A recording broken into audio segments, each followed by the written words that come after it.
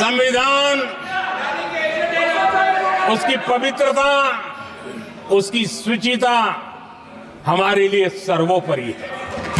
और ये शब्दों में नहीं है, जब जब हमें कसौटी पर कसा गया है, हम तप करके निकले हुए लोग हैं। मैं उदाहरण देना चाहता हूं। 1996 में सबसे बड़े दल के रूप में भारतीय जनता पार्टी जीत करके आई।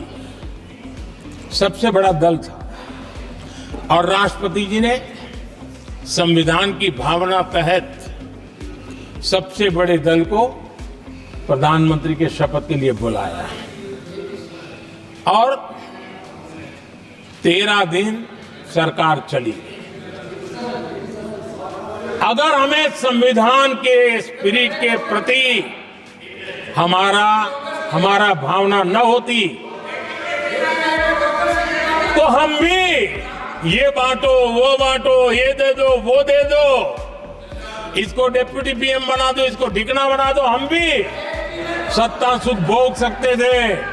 लेकिन अटल जी ने सौदेबाजी का रास्ता नहीं चुना, संविधान के सम्मान का रास्ता चुना और 13 दिन के बाद इस्तीफा देना स्वीकार कर दिया। ये ऊंचाई है हमारी लोकतंत्र की। इतना ही नहीं,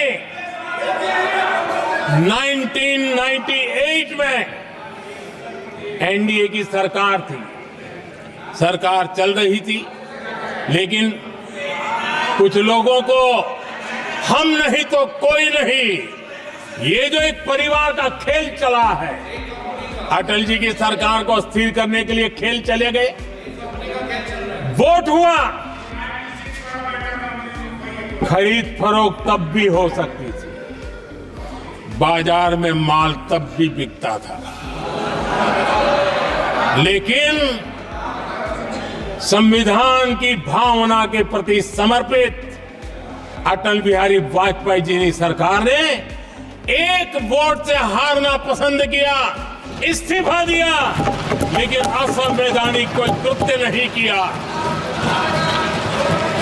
ये हमारा इतिहास है, ये हमारे संस्कार है, ये हमारी परंपरा है। और दूसरी तरफ अदालत ने भी जिस पर थप्पा मार दिया, कैश फॉर वोट का कांड, एक लघुमती सरकार को बचाने के लिए संसद में नोटों के ढेर साक्ष्य के रूप में रखे गए, असंवैधानिक तरीका। सरकार बचाने के लिए भारत के लोकतंत्र की भावना को बाजार बना दिया गया, वोट खरीदे गए। आदरणीय सभापति जी, 90 के दशक में कई सांसदों को रिश्वत देने का पाप, यह संविधान की भावना थी क्या? 140 करोड़ वासियों के मन में जो लोकतंत्र पनपा है, उस लोकतंत्र के साथ ये खिलवाड़।